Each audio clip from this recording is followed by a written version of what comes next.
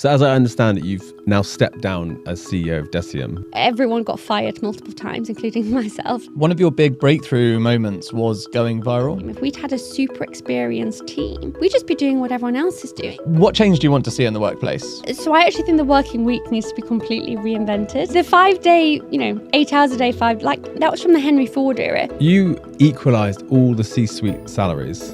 Can you talk us through the thinking there? So actually it was kind of just a sense of why should I be earning more when I felt like they were actually contributing more? Being fired by your co-CEO is a lot. Yeah. In a world of glossy beauty marketing and corporate facades, Nicola Kilner built a multi-billion-dollar empire by doing the exact opposite. Radical honesty about everything from pricing to personal tragedy. As CEO of Deciem, she transformed a startup into a global phenomenon through controversial moves like plain packaging, scientific product names, and publicly calling out industry pricing BS. She shared the heartbreaking story of losing her co-founder, Brandon, while building Deciem. But that turned out to be just the beginning of her extraordinary journey. Now, Nicola is finally ready to reveal the raw truth about leading through trauma, transforming corporate culture, and what it really means to build a billion-dollar company with kindness at its core. And why, after all this success, she's stepping down as CEO. Nicola, you were holding a 3-week-old baby when you got a call that changed everything. Tell me about that moment. So, we'd been through an incredibly hard 2018, and I think it's just the worst possible situation when someone you love, things are happening that you can't even articulate or describe because you're not quite sure. And because that's what's so difficult about mental health. There isn't a diagnosis where everyone comes to, someone gets cancer, at least there's a diagnosis, there's typically a treatment plan that everyone gets behind. When it's mental health, there's never that point of, a blood test or a scan that says, okay, this is what you have. It's so much speculation, and effectively you're, the person you care about has a brain who's telling them something entirely different to what you think you're seeing. So 2018 had just honestly been the year from hell, and something that was so unexpected, never saw it coming. So then obviously towards the end of 2018, in October, we'd kind of reached rock bottom. And obviously that was when the court order happened, when then Brandon was removed as from the company.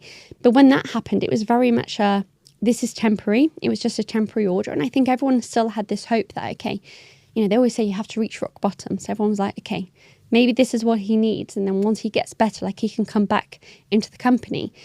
So, before then I was obviously co-CEO, and that was the point when I was made sole CEO, but just temporary, it was always just until Brandon's better. And obviously during this point, I was obviously heavily pregnant with Mila.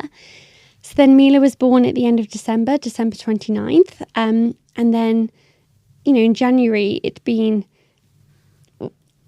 it's very difficult unless anyone's been through this when someone you love is suffering. And actually, since I've started talking about it, so many people have reached out to me, and actually it is a very big thing where, and again, I think it's one of those situations because there's no one that we feel more sorry for than actually the person suffering. And I think because we all just care so much about that person, we often don't talk about the suffering of others. But I think since being a little bit more vocal on this topic, the amount of people that have reached out that actually it's that husband, their wife, their mother, their brother, their sister, someone in their family. And actually it really does take such an impact. So we'd obviously just been through such a tricky period, and it was on my mind 24/7. I'd cry all the time just thinking gosh, how can we help him? What can we do? And we got a press inquiry through saying, can you confirm the reports that Brendan's died? So I remember our PR, this just came to our general press inquiries. So I remember it getting forwarded to me. And I was just no, can't be, surely not.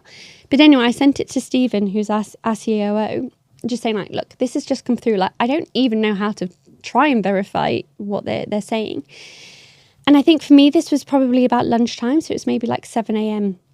in Canada. So Stephen said, look, I'll go to the police station on the way into the office and just see if anyone knows anything.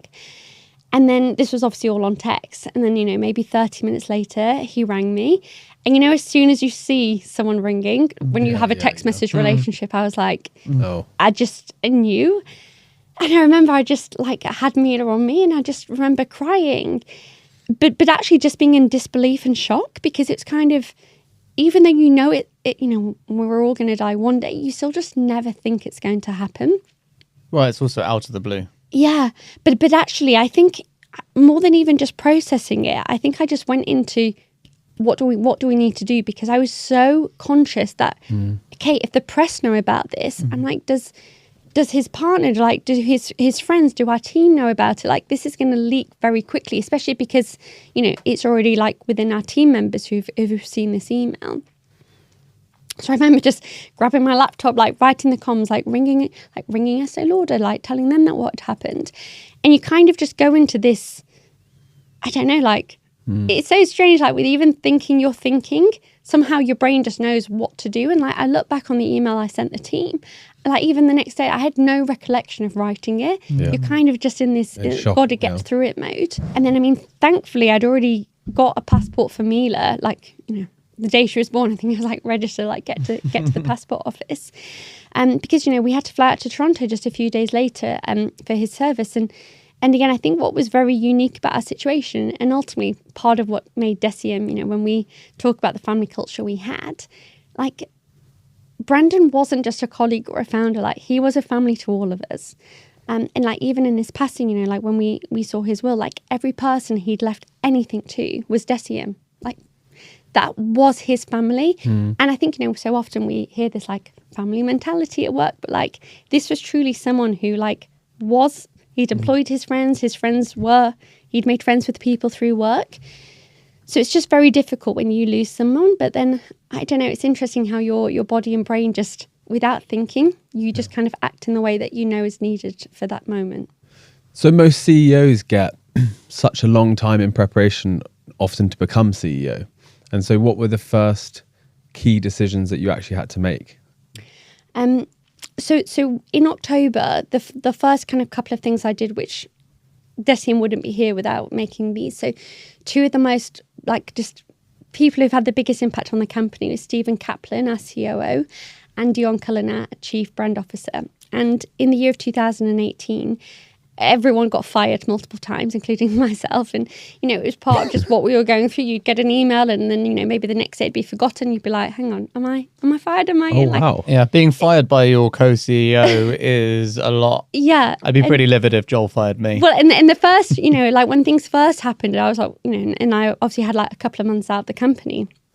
And then I came back and again, like when you deal with someone in this, like you're getting emails when they make no rational sense. Yeah. But then the next day it's forgotten. You're kind of just, you're afraid as well. Like, I mean, these emails as well are like CC to the whole company. They're being posted on social media. Everything is so public. You see that you've been tagged in an Instagram post and you're like, oh my God, like, what am I about to open? Like, and you're quite a private person, generally speaking. For sure. And it's difficult when, things are being posted and there's no truth in them, but then there's that whole like there's no smoke without fire, but you're like, actually this is so absurd, some of this, and again I think that's one of the challenges around like mental health and how we perceive it, particularly on the suffering of kind of those around. But anyway, Stephen and Dion have been two of the people who'd also been like in and out, and at that moment they were out, and also partly just because some people couldn't continue working. Like it was a very chaotic. You would never put up with that environment in any business, other than the fact it truly was a family, and therefore you kind of don't abandon your family. So there'd kind of been this mixture, but bringing back Stephen and Dion. And actually one of the things I'll always be so grateful to Stephen for, and I think it's the way that I feel like leadership and work could be, but sadly, I don't think we'll ever be. But I remember him saying to me, so, Stephen's in his 60s. And obviously I was having a tiny baby. And he was like, I'll cover your work. He was like, my children have left home. He's very happy. His wife, Danielle's incredible. But he was like, I'm happy to work every hour God sends. He was like, you be like a mum and I'll like do the extra work. Yeah. And for me, that's such a sense of one, when they say it takes a village to raise a child, and, we think about that support network at home, but no one really thinks about that support network actually in the workplace. And again, I think back to, the 20-year-old version of me who did work every possible hour, and I was happy to work every evening, every weekend, to travel, to now, you know, the 35-year-old mum of two version of me, where I'm like, actually, no, like, I need this time back. And I think, wouldn't life be good where, you know, everyone has different periods of life where you can give 110% to work, or you can give 70% because, you know, maybe you're caring for an elderly parent, you're just going through something. That, imagine how good the world of work would be if you actually just covered for each other in those periods, which is what Decium was. And Stephen was, I couldn't have got through those years without Stephen being like, I will do the extra work so you can actually like be a mum too.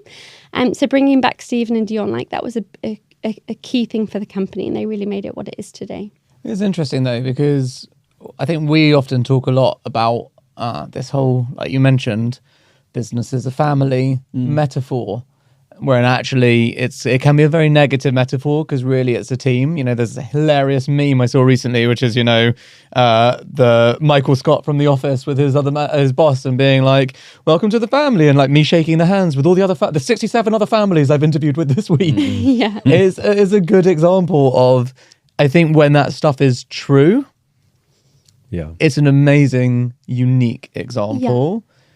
But in your experience, well, I'd love to know, do you actually feel like that is practical CEO advice to other listeners leading to try and build a family? Or is it better to run a team and you happen to have been in a family? So I think there's a big difference. I think a startup can absolutely be that kind of family. And like you, again, like when I think about the early years of Decium, like we couldn't afford any big salaries. So because of that, everyone was straight out of university, out of school, very little experience.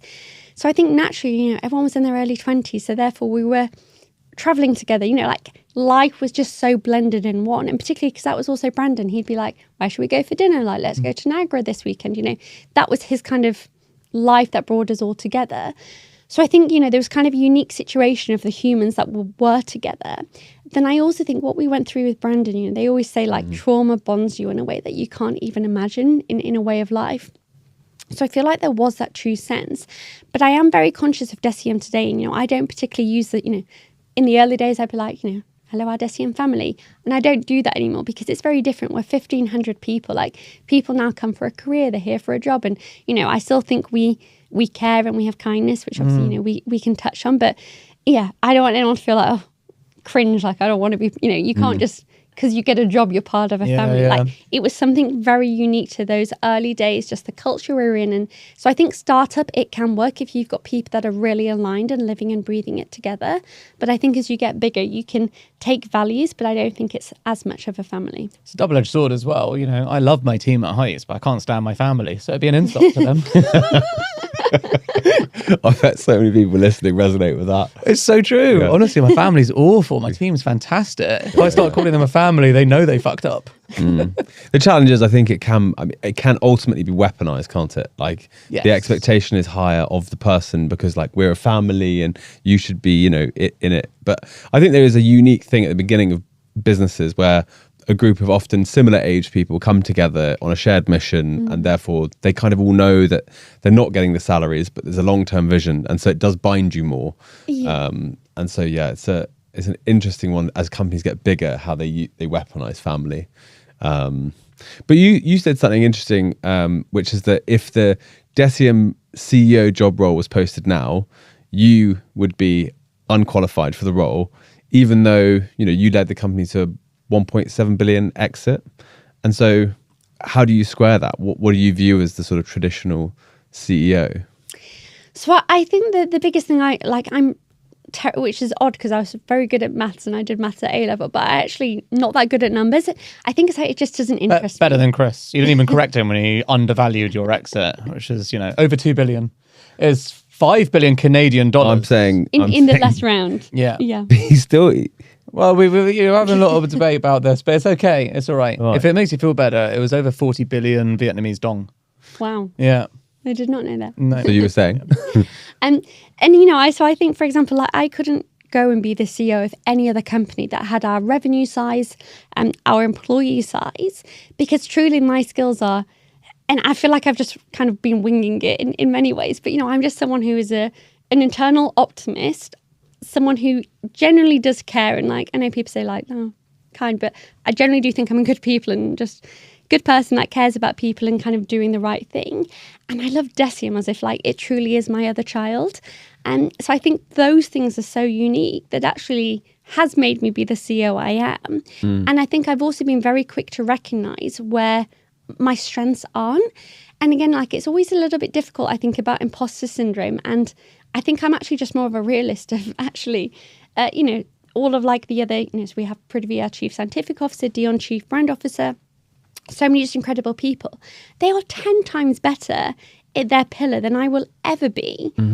Which again is then kind of just like a strange place to be a CEO because, typically as you like have a different type of career, you're normally more qualified than the person, below you. That's kind of how the ladder works. You move up once you learn and you go to the next skill. Whereas I think because, I became co-CEO when there's like 10 of us and then suddenly you become 1,500 and you kind of missed that, CEO training that obviously a qualified CEO would have. But I think I've just been always so fortunate that we have had the best team around us. And even like, the numbers where, you couldn't just give me a balance sheet or a P&L and I could understand it in the way a CEO should. But our VP of Finance, Jessica, is the most phenomenal woman and she'll just sit me through and actually have that relationship where she can answer any of my questions, talk me through like where's the challenges, where we should be. So I think I've always surrounded myself with the expert matters. But yeah, it just amazes me when I feel like I am just a happy, good, kind person that it's got me so far. Managing international money used to drive me crazy until I found Wise Business, the account for doing business in other currencies. I can hold money in different currencies and only convert when the rates are good. No more rushing to exchange at bad rates or losing money to outrageous fees. And my team handles all the payments themselves. I don't have to micromanage anything. They have their own logins, set their own limits, and I just keep an eye on things from my phone. One simple account lets you pay and get paid in over 40 currencies. No hidden fees, no marked up exchange rates, and it connects right away with your accounting software. Whether you're paying vendors or suppliers in Europe or you're getting paid from Australia, it's all easy. And that's what I love about Wise. It takes this complicated thing and makes it simple. Your money's always secure with 24/7 protection and you can see exactly where everything is in real time. So, to learn more about how you can use Wise Business to save time, money and stress, visit wise.com/business. What's the super? You must have, there must be something about you that stands out. Well, but then that's, I just don't know if it's, like when the team often like they are so kind to me in their words and it's always about like my compassion, my empathy, how much I care. But I don't know if any of that should be unique because I'm like, that's just should be human nature. What about decision making? Are you good at quickly making good decisions? I don't know on that. I think I too much see every side of things, which isn't always a good thing. I'd actually say one superpower, which I feel like is, undiagnosed except on probably a website when I did a survey, but I probably would have ADHD in terms of just a mind where it's constantly thinking about so many different things. You and all CEOs. Well, but I read it's something like 29% of entrepreneurs huge have amount ADHD. of entrepreneurs, yeah. I'm like, it's the best superpower you could have, like ADHD. Like I'd be over the moon if my kids had it in terms of like, actually, there's so much good that can come with like having a mind that thinks about lots of different things, but that can also be difficult on a team if you kind of lose focus and stuff, which again, I think is where it's good to have a team that don't necessarily have that same skill set. Like I have the energy and I have the ideas and I have the passion, but then there's an incredible team that actually execute things. Yeah. But yeah, probably decision making. Actually, I don't think. Were you good at school? At like I'm like your solid. Wouldn't revise and would easily get B's, some A's. Right, we are very different, ADHD, me and you. But I would never revise. Like the thought, like to kind of have that focus, I would find hard. But I would try so hard. Right. I'm that ADHD. I tried really hard, but cramming, which worked for me. Yeah. And I find like I'm so curious. Like when we just went to South Africa and we did the Robben Island tour. And honestly, on this tour, it's like, ask questions. And I honestly counted, there were 18 questions and I asked 17 of them. And I had like 50 more questions. But when you're like, you don't want to look like you. And I'm like, yeah. I mean, you did ask 17 out of 18. Yeah. Why? Why? Like, this is Who is this? Is it an adult or a child? But like, this is an ex-convict walking you around the prison that Mandela spent 18 years in. And like, this person was in prison with Mandela. I'm like, how does no one else have 100 questions that they want to ask? I'm like, I want to take this guy for dinner just to like continue the conversation. He probably would have said yes. Yeah, Yeah, but you know, should've it's just one of done those that. things where, you know, you just, that sense of curiosity. Yeah. I don't know, I don't understand where. Well, curiosity is definitely a superpower. Yeah. And definitely in a CEO role. I think one thing that, you know, I've said to you in the past, which I think always does come through in general, is a lot of the successful female CEOs that we see are quite well known for not having necessarily stereotypical female traits, right? That sort of strength, brashness, abruptness, you know, the horrible part where people get called bossy for just doing exactly the same thing that men do. These are not adjectives that anyone who spends even a minute with you would ever spend time. You know, they're just not you in any kind of way. And I think that's I think that is your superpower, is you make people feel super comfortable super quickly. And I was so curious about, like, from the people that work with you, you know, there must be a downside to all this stuff. There must be, what is your dark side? I don't know. You must have had feedback. What is the most challenging bit of feedback you've had about that has made you feel like, oh, am I like that? Do you know what? I actually hate to say it because it's probably a bad thing, but I don't think I've ever really had. Really? But more, I feel like I'm quick to Yeah. I think I'm quick to self-reflect, and I've always just put good people around me, like treated them fairly, and ultimately, like, I think, you know, part of being a good leader is probably relationships and communication. I think are like two of the strongest things, which I would say are things that I'm good at. And I think, you know, when I think about my leadership style, like, it's definitely more servant leadership, where, like, I'm here to, like, serve others and empower them. They can make decisions. And, you know, like, I was also quick to recognize, you know, we brought in a general manager 2 years ago because I was like, actually, you know, we'd got to the size where supply chain, there were just things where I couldn't offer the decisions that I think were needed, which was also when Stephen, our COO, retired. I think we lost, you know, he really was the expert in that area. And, you know, even though he didn't have the title of a co-CEO, he probably was the co-CEO in terms of looking at that side of the business. So I think I'm also quick to recognize where there is a gap that I'm not and kind of bring someone in. Like, I hate when people say they're low ego, but I truly have, like, No, you definitely are low no ego and just like with servant leadership, just a question on this, because when Joel and I failed our last business, we did a lot of self-reflection and coaching and stuff, and we sort of felt like we were probably just a bit too confident. We were younger, we were like, you know, do this, do that. This is the thing, people always come to you for answers, and you think that your job is to answer the question. So the inexperience that we had led us to be like, I'm going to go quickly read that blog or listen to that podcast and find out the answer and then tell you what to do. When we started Heights, we really wanted to focus on the opposite, as people often do. If they fail something, they're like, this is the reason, I'll do the opposite, and became really interested in servant leadership. And I think servant leadership served us really well for a while until it didn't.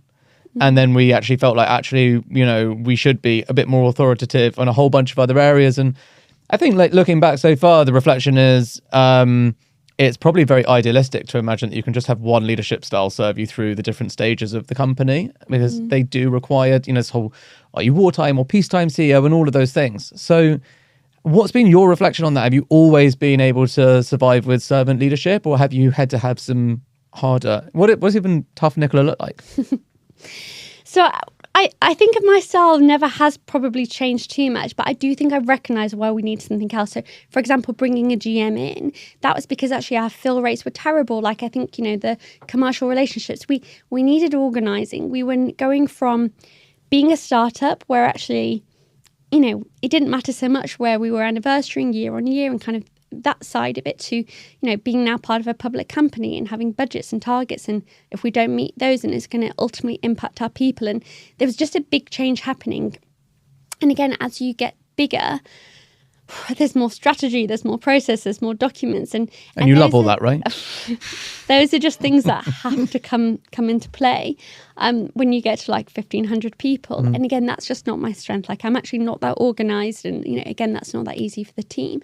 So I think by bringing someone in that was actually good at that, I guess that's probably how I serve, doing a different leadership style rather than actually adjust myself. I think I just complemented it by bringing someone else in. But actually, I think another point that I should bring, you know, when I say like I'm an unqualified CEO, I think maybe the only other strength that I would say to being an unqualified CEO, and I often think about this as we hire, experience is an interesting thing, just like insights and data.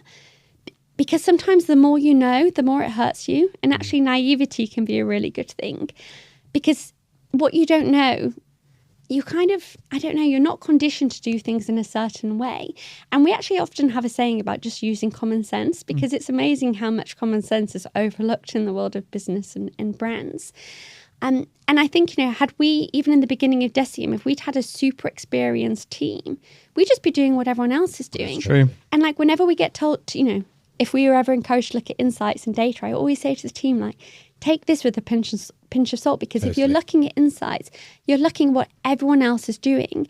And of course, it's going to influence you, and you're going to end up doing what they're doing too, which means then the industry just all looks the same. Yeah. Whereas actually, if you can just ignore it and actually just kind of use a bit more creative thinking. So I think that can be a benefit too. But you do reach a size where you also do just need someone who has got a bit more experience in those processes, getting the right team in place, to make sure that, you can fulfill orders.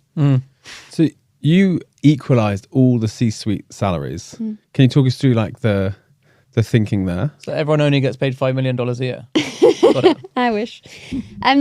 So when we did that, my thinking was, these were the people doing everything. So at the time, this was Prithvi, our Chief Scientific Officer, Dion, Chief Brand Officer, Stephen, our Chief Operating Officer. And they were running, they were the three big pillars, really running the business. It didn't feel right for me to earn more than them. And as much as I was, I always used to think my role was a little bit more like the conductor, it's the person who's kind of just making sure we're all going in the right place and, everything's working together in the right harmony. But each one of those, I would never really disagree with any of their decisions, because they were the expert. I don't know more about science than Prithvi does. If you meet him, he's a genius. There's no one who can build a brand like Dion. And I definitely don't know finance and operations and supply chain like Stephen did. Maths A level, though. Maths A level. So actually, it was kind of just a sense of why should I be earning more when I felt like they were actually contributing more? I was the one pulling it together, but to me, that didn't feel like it was a elevated position to what they were doing. Another thing we did in the early years, which I really loved, but some of these things are just so hard to sustain. So when we first introduced a bonus program, we introduced it and it was 7% for every single employee. 7% of their salaries. Of their salary. And this was if the whole company hit the target. If we hit targets, right. It was kind of based on everyone would get 7%. And this was whether you worked in, production or you were in C-suite, everyone got 7%, which you have to remember is already actually benefiting those in the higher positions more, because 7% of a higher salary is, of course, more than 7% of a lower salary. But actually, I just felt like it was just a good message. But then obviously, as we, then got bigger and we're trying to recruit good people into the business, it was then difficult, because then you're competing with obviously everyone else in the world of business, where higher positions have much higher bonuses as a percentage. So it's then significantly bigger because it's a higher percentage of a higher salary. So we did have to then adjust our structure, because we just couldn't attract any people by only offering 7%. But there's stuff like that I was just really proud of in the early days. And again, it's just not sad, but sometimes you do just have to actually align a little bit more with you. I think your superpower might actually be low ego. As in, it feels like you're just getting out of everyone's way the whole time. Yeah. And I It's would bloody hard to do, actually. Yeah. I actually genuinely don't think I've met many people that I would say that about. Yeah, it's hard to do. And people would like to do it, but it's very hard to do. Yeah, and also even if people say they're not super ego, they normally actually are. Yeah. And the one thing as well, I think whenever there's been a challenge, the team is so quick to just come. Because again, there's never, no one would ever be afraid of me Also, you've got their back. 100%. And they are the right team. And, we approach challenges together. And like I said to you earlier, sometimes you do have to adjust your way of thinking, because you soon realize that any decision you make ultimately impacts your people. And if you care about your people, there are certain ways that, it's ultimately a business. And I have been told before, Nicola, we're a business, not a charity. So sometimes I have been reminded of that, which is because I'm sure that fair at the same time. I'm sure your softness is the wrong word, but maybe perceived softness, or just your general demeanor. I'm sure people have taken advantage of that. It's interesting. Or tried to. I am soft. There's definitely a hard inside. side there. I was going to say that I will be quick to stand up for our values, and ELC have been the most incredible partnership, and I can't speak highly enough just of how it's worked together, but we think very differently on things. And obviously there's time, when we've been coming together over, the past 7 years, And I'm never afraid to say, well, but I'll say it in a very polite, smiley way. But I will say if I'll fucking kill you. Fuck you. Get the bailiffs in.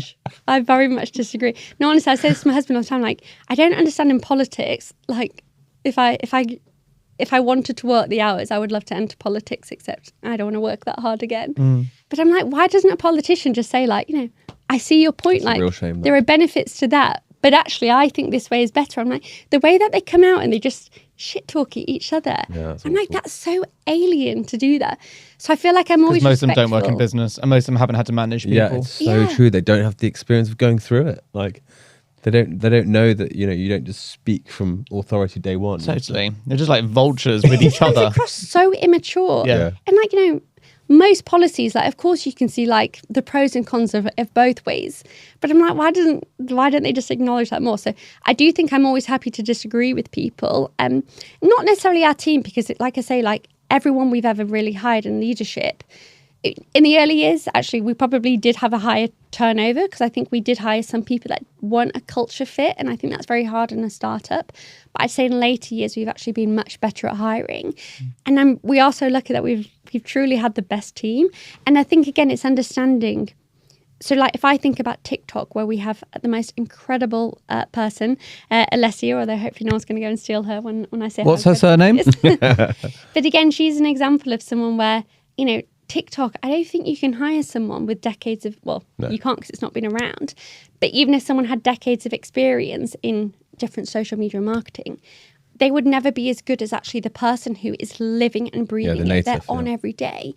But again, I think, I think we've done very well on TikTok as a brand, but I think that's because Alessia has always been empowered. Like, she sees a trend, that day she'll create the video and post it without, if she wants to run it by, she can just WhatsApp it to, D on the sheet. Like, it's someone at the highest level, just be like, I'm posting this.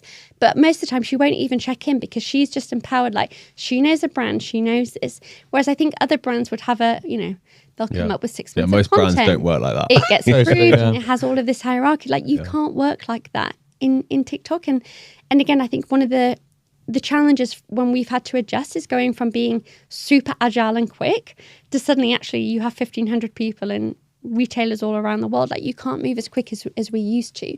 But understanding the areas where we can be really agile and actually really maintaining that, I think, has been important. One of your big breakthrough moments was going viral. And I'm sure, as you probably know, investors often go, why don't you just go viral? And you're like, oh, actually, that's a great idea. I'll just do that. Go viral. Think about that. I think if Heights went So viral, true. I know, it's so annoying. They just said they go, can you just not go viral? Yeah. Oh no, sorry. that's a I good know. point. 2 servings of viral, please.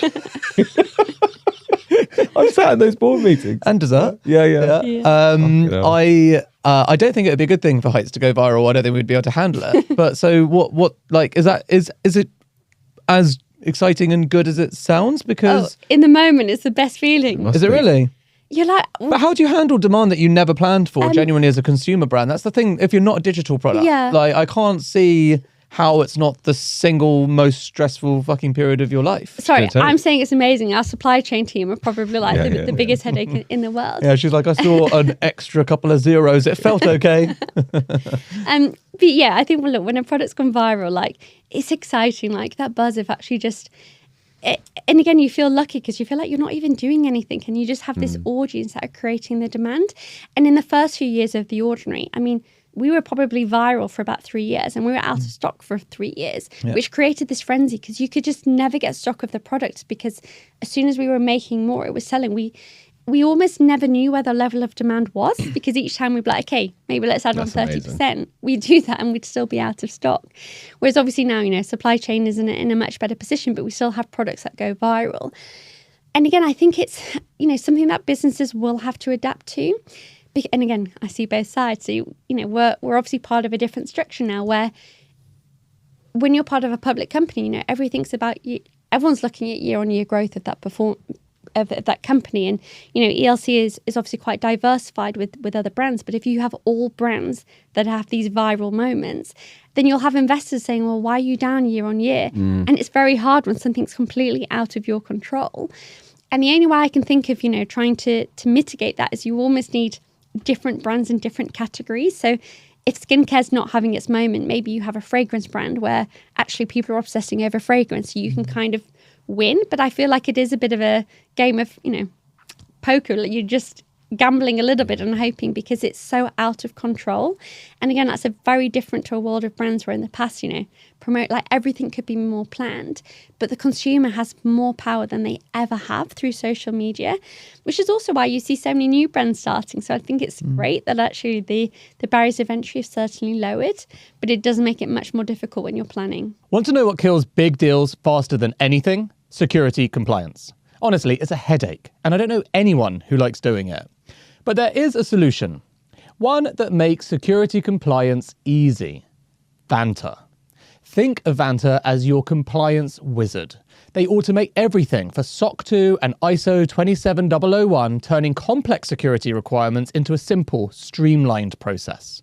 Over 8,000 companies, from startups to giants, trust Vanta to handle their compliance. Use Vanta so you don't get slowed down by security paperwork and focus on what matters, growing your business. Visit vanta.com/secret leaders now and get $1,000 off your first year. As someone who has created a global sensation brand worth billions, but not spent your entire time Instagramming the whole experience, what is your view of influencer-led brands? So influencers who build an audience first, but then build product. It's a tricky one. I think it depends what brand they're building. I think it's very difficult, when it comes to skincare. My view on skincare is science leads everything. It's all about the ingredients. So when you see like a celebrity doing a skincare brand, it's like, do you really understand the ingredients? Like, what's your point of difference? Or are you just putting your name to a brand? I think that's different to, if a content creator created a fashion brand and you've been following them because you love their style and you love their taste. And I think that can really easily actually apply to something like fashion. So I think it depends what you're following, what their values are, and how that actually translates to the business. I guess if they're actually doing it. Yeah. Because even down to, you hear stories of Kanye West, even at his level of fame and stuff, he just quit the whole thing and learned fashion and then literally did it all himself, like properly every day. And you're like, okay, fair play, but not many people do that. Like actually say, I am a student, I want to learn this stuff. Yeah. And I do think it's amazing. I mean, so many celebrities, influencers, everyone's becoming an entrepreneur. But as an entrepreneur, I love entrepreneurs. And I think it's just exciting that more and more people are entering and getting into business. And again, probably to the benefit of the creators, they create money from everyone else by doing these advertising deals. So the fact that they've decided, actually, I want to earn more of that value and actually create something myself, like fair play to them. Like we're all trying to make a way in life and trying to make success. But I think it just depends what it's in. And, you won't ever particularly see an influencer being like, I'm going to create medicine. And for me, skincare is similar in terms of it's using a very active ingredients and it's kind of really about the formulas and understanding that deep science and biology. So I feel like it makes sense much more when it's something which is more about aesthetics because, well, again, depending on the content creators, but so many content creators are great at the aesthetics. Like I don't do much on social because I feel like my posts just, some people get photos to look amazing. I'm like taking them and I'm like, this just looks crap. I feel like I need a Instagram photography course. So we were talking about remote work a bit earlier, and you said that you think that remote work might be quite harmful on women's careers. Yeah. Can you give us a bit of flavour on why that is? So I've been reading a few studies and kind of insights from people, and there's a real risk of like proximity bias, which is around like typically like the more you're seeing, the more you tend to progress within a company. And when remote working is optional, and that means, it's maybe encouraged or, you're either told you can work 2 days a week in the office, the rest at home, or it might be a full choice. Typically what we see is men often are choosing, and again, this is just largely stereotypical, men are like, great, I'll go into the office 5 days a week. Like, I want to be away from home. I want to be out. I want to be doing that. Women typically are feeling... I'm not one of those men. I literally love home. Yeah, me too. Women are typically the ones feeling a bit more conflicted, where if it is a choice, they're like, oh, well, maybe I should work from home because, they're still typically doing more of like the housework, the children runs, etc. And actually, if you have an office where suddenly you're having more men in 5 days a week and women are just in 2 days a week, that's going to start creating a boys club again where, and again, I've heard stories of not us or well, hopefully not so much in our industry because we luckily are quite kind of female empowered.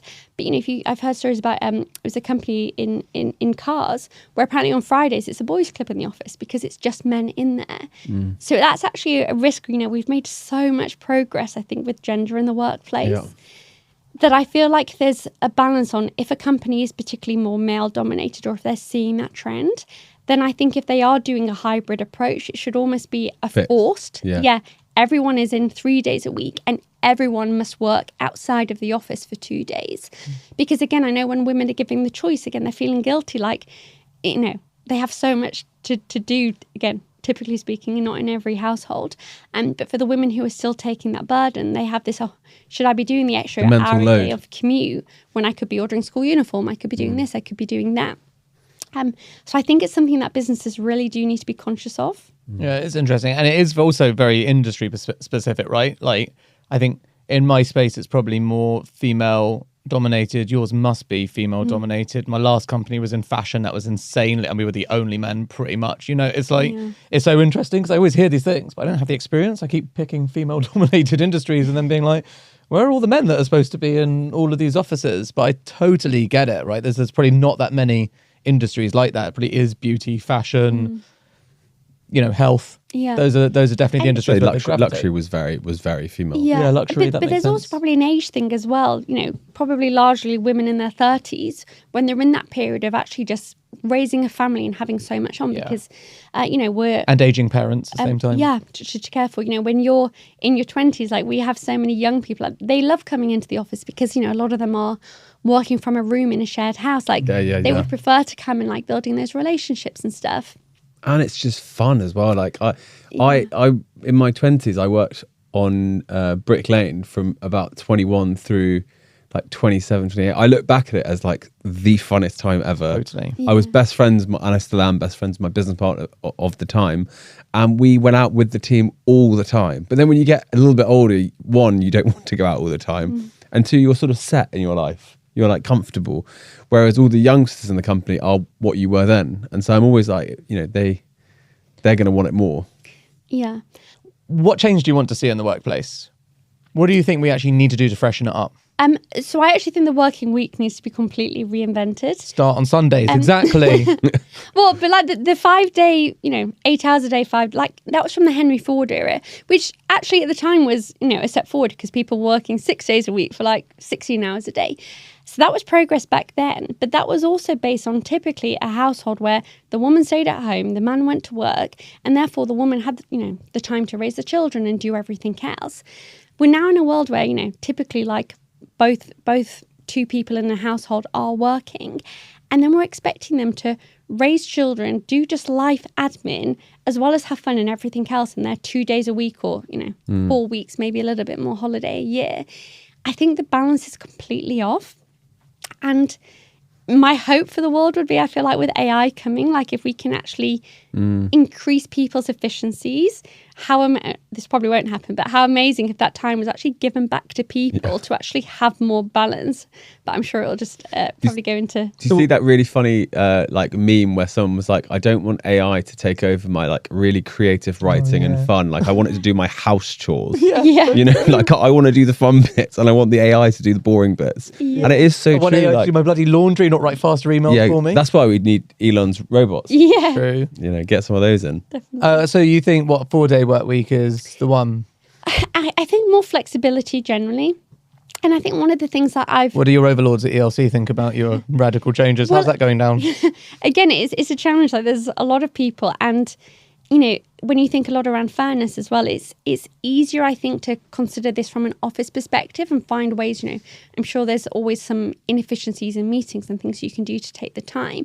It is harder in a store environment or manufacturing where there's kind of a physical output to each hour. So I think that's where it does become more challenging. And again, we've always tried to kind of have a similar approach for our office teams as those working for us in production and retail. So there are many complexities, but I just hope in general that we can kind of get there. And again, to schools, like, you know, kids, a 4-year-old shouldn't be going to school 5 days a week. Like, it's just insane. Like, I think there is so much progression that could be made. And I do think, you know, with generations like millennials, Gen Z, like I think there is more and more this emphasis on life and actually kind of not just being part of the system, but actually just enjoying and having more experiences. So I feel like a change will come. And obviously, you know, COVID, as much as I think there are things we need to be concerned around in terms of the hybrid working, in general, it's good because before then, the majority of people were being forced into an office 5 days a week. So it has given us flexibility. But I think it's interesting how much further that flexibility can go. And just for me personally, obviously working for a global company, I've always enjoyed the fact that I could, you know, take my kids to swimming lessons in the morning because I know Toronto starts at 2 and I can do some calls in the evening. And actually being able to have that flexibility really helped my life. And I just wonder like how much more of that we can bring into the workplace because, you know, and I say a lot of this being a mum and for this period of the life where like you do only have little kids for a period and I want to be present for that. And, you know, if people are working from 9 till 5 and plus their commute, you know, no one should see their kids for 2 hours a day. But the flip side of that actually is when your kids are in school, that does match up nicely. As in, whilst your kids are in school and because then you are literally seeing your kids for the available time that you have. Well, except the 18 weeks a year school holidays. Yes, so, like I still think there's kind of like a gap that, and again, like what I was saying earlier around like how amazing would it be if just we found a way for you different chapters of your life to blend because again, I'm someone who overworked in my 20s. I'm happy maybe to overwork again in, you know, my 40s, 50s. 30s for me is about like family and just being really present. Yep. But it doesn't always work because I think, again, for many people on the career ladder, 30s are when they're actually starting to get the promotions. They're starting to get the big people jobs. aren't all, you know, overachievers in their 20s. And you are massively finding yourself in your 30s and you know, certainly in my experience and speak to a lot about this. It's your 20s are a lot for discovery and trying to find your place. Your 30s really trying to cement down some of that understanding of what you can be good at and where you can apply yourself. And that is so challenging for all the reasons you just stated, which is you're often becoming a parent and getting married and looking after parents who are aging. It's like your life is in the most chaotic, Sandwiched. brilliant period of your life, but also your career formation is then. That's so hard. And actually, I don't think we maybe talk enough about actually what a super opportunity decade your 20s are. Yeah. And I know everyone's in different situations, but if you have any of the privileges of either, you know, being able to like live at home for an extra few years, if anyone's interested in entrepreneurship, like there's no better time to start than when you've kind of got nothing to lose. True. You know, start in your early 20s, you can take the risk. Like as soon as you start having mortgages, you have children, like life's very different and it's very difficult to then leave, you know.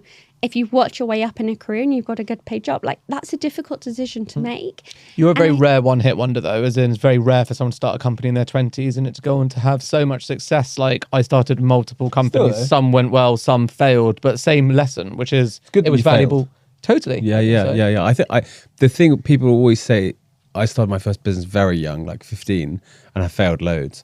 And the thing people always say is it's like incredibly bold, and I'm like, brave. I'm not in the fucking army. Taking those risks, and I'm like, what was the risk? Yeah, totally. Yeah. What was I risking? A corporate job. I had nothing, you know, nothing on at 16, and then at university, you often get a university loan, which if you're smart with that, you can kind of live. Yeah. But the other thing to remember, though, you know, I don't think we were necessarily just a one-hit wonder because we had 10 brands that failed before The Ordinary.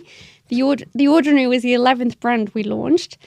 So actually, we kind of had our failure, but like within our umbrella company, like we just kept trying and doing different things and, you know, still in the same industry, the same team.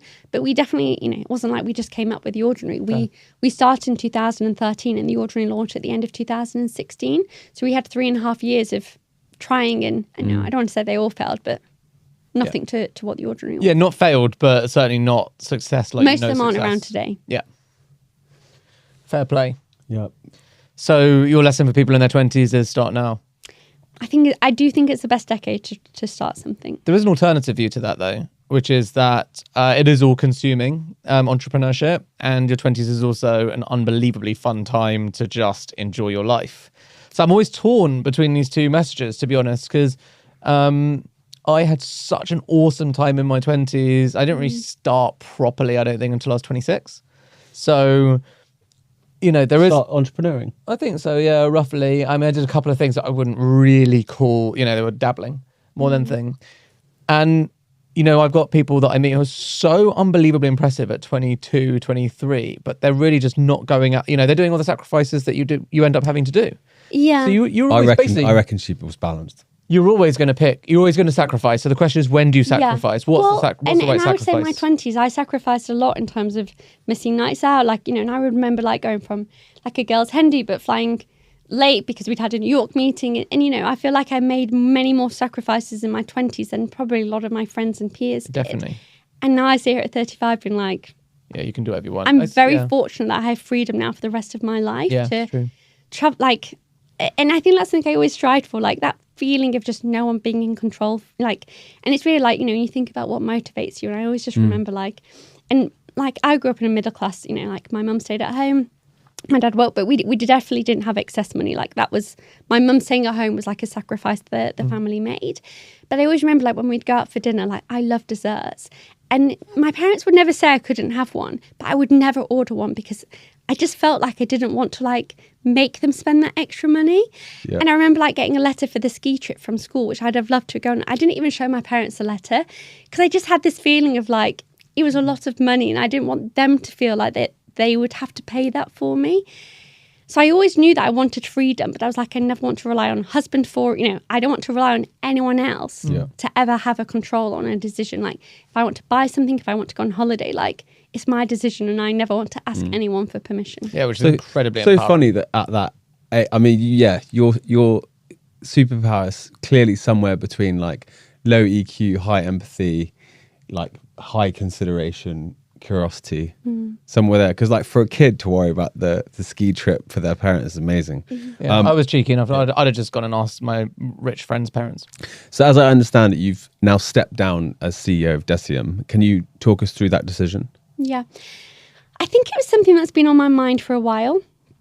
You know, having young children, and I speak a lot, but like everyone, but I truly adore my children. And, you know, every Instagram I see when it's like, you only have such a small window, like at 10 you lose them.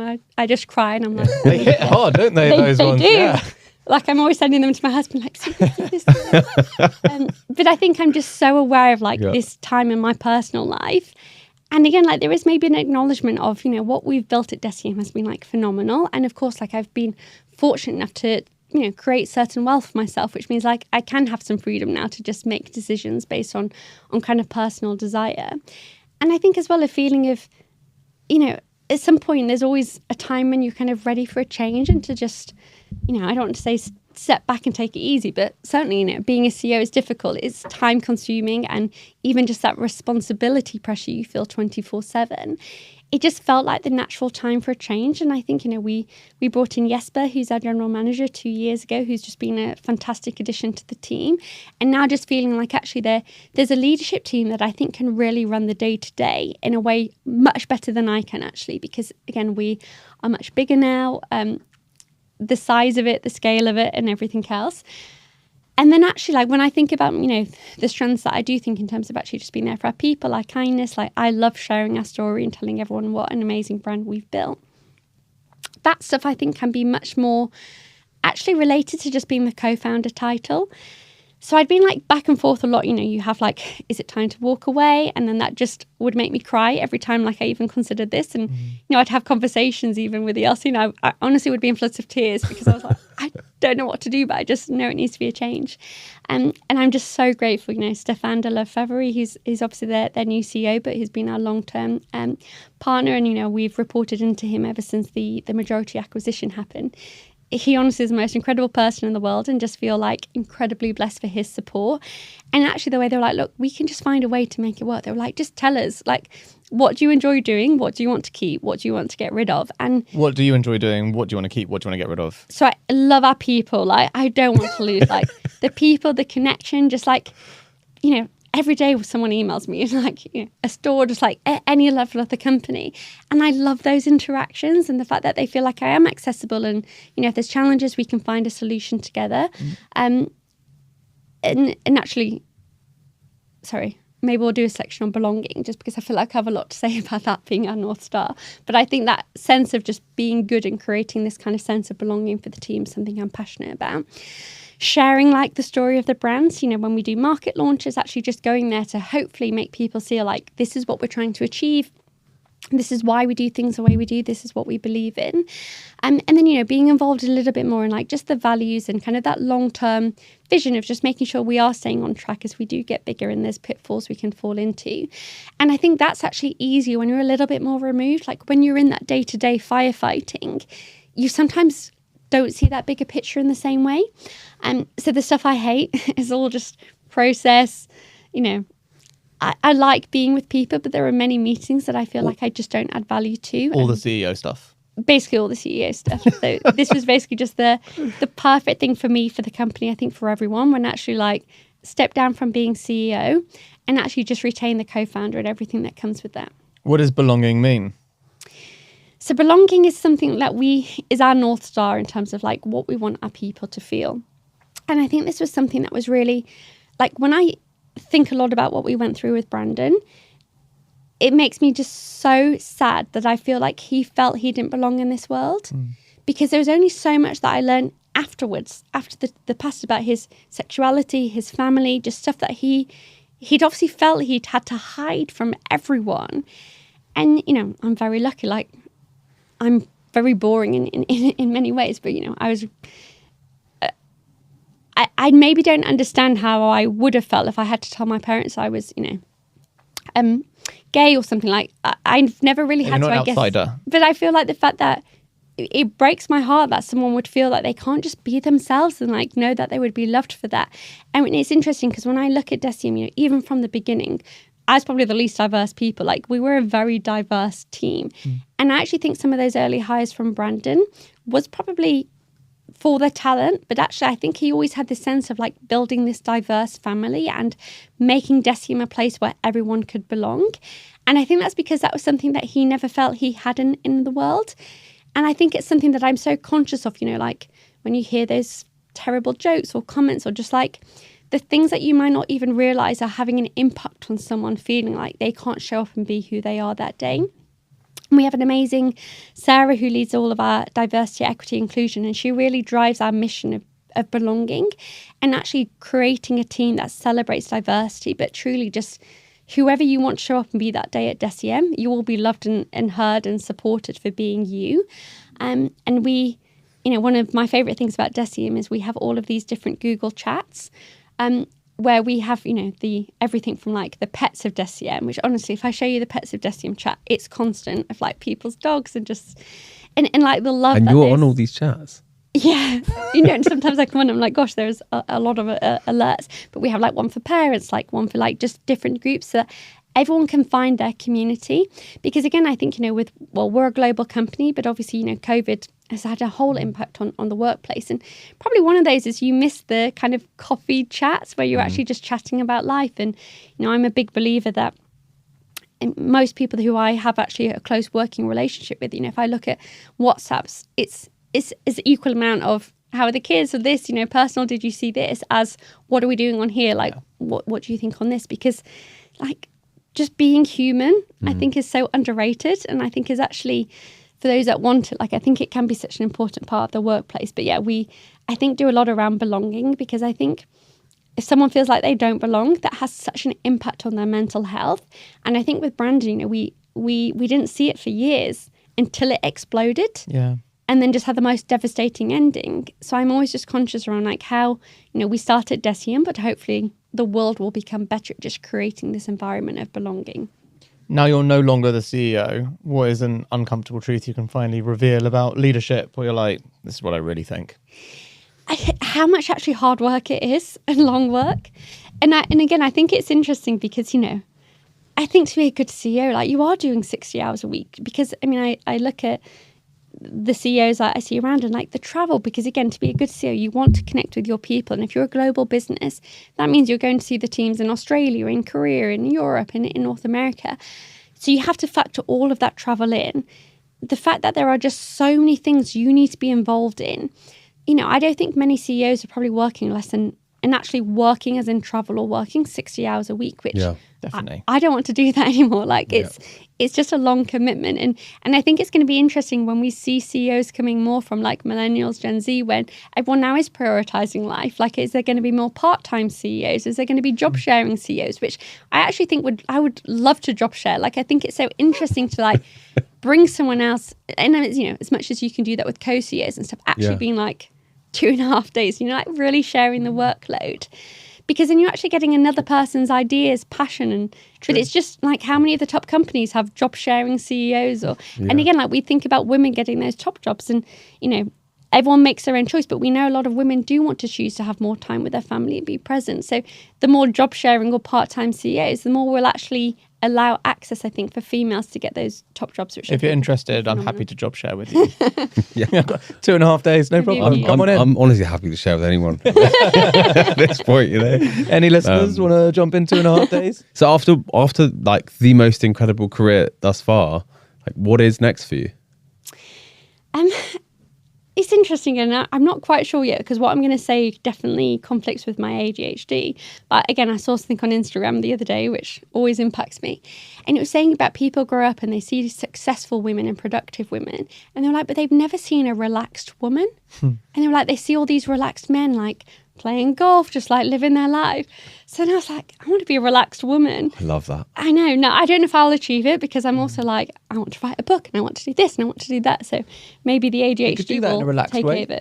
I think I'm quite calm and relaxed anyway. In no way am I, you know, trying to give someone like you advice about life, but I feel like the biggest downfall from leaving one single company that you commit a huge amount of time to is that afterwards you get an unbelievable amount of optionality, and you've got to be so careful with what you commit to, because I think there are moments in time where actually everyone wants a piece of you always, and they want you involved in everything, and you as an entrepreneur and someone who's self-identifying as having ADHD and so forth will want to be interested and involved in so much, and before long you'll be like, wow, I'm kind of across 20 projects, and you're like, oh, you know, I've now not chill anymore. Whereas, as Dan was saying at the beginning, I'm like fully committed to trying to be chill. I love That's it. like my whole thing. Like he's doing a bloody good job of it. It's very inspiring, like, genuinely. Like, and I don't imagine I'd ever get close to where you were at. How are you doing that? Well, I've said no to so much stuff. Yeah. And then I'm saying no to all new opportunities. Yeah. And then I basically have set myself this weird rule that if I have an opportunity that I really like, I have to love it the same amount a month later before I commit to anything. And that is amazing, because as an ADHD, you can go so far down the hole on something. Yeah. Like, it's exciting. So exciting, etc. And then sit back and you think, okay, I could invest in it, and I could not be involved in it, or I could actually just not be involved in it. And then the thing about the phone is like set rules around the phone, and I've actually just been keeping to the rules on the phone. Yeah. But like, I want to spend all my time, it sounds so lame, I want to spend all my time with my wife walking around Dulwich, or like on holiday, or playing sport, or tennis, or paddle. And then obviously work becomes... And here. Yeah, and work becomes like being very good at decision making, which doesn't take that long. Yeah. That's what is the practice anyway. Yeah, and I know we had this conversation earlier, but like with a phone now, actually, like, and my husband's an entrepreneur too, but like everything's done on WhatsApp, and like he's very quick at making decisions. And actually, again, like as much as there's challenges with phones, actually the benefit that you can now just work whilst you are out and about is a huge benefit. Totally, yeah. I remember when I used to work at Boots many years ago, and actually when I first started, the emails was on Lotus. And when you left the office, you couldn't see your emails till you went like back on Monday morning. Wow. And I look back and I'm like, wow, that honestly feels like an unconceivable time in history. Yeah. But you could, I mean, if you had the discipline, you could put your phone away on Friday evening and pick it up on Monday. Yeah. Or do the brick have thing. 2 phones. Yeah. So I have 2 phones. Yeah. And that's good separation. I mean, mastery. Honestly, I'm so far away from this. I just genuinely, I'm trying. My first step is just to leave my phone downstairs before I go to sleep. And even that feels like you're getting a divorce with your phone every night. It's hard. Thank you so much for joining us on Secret Leaders. It's been a pleasure. I've definitely enjoyed it. Thank you.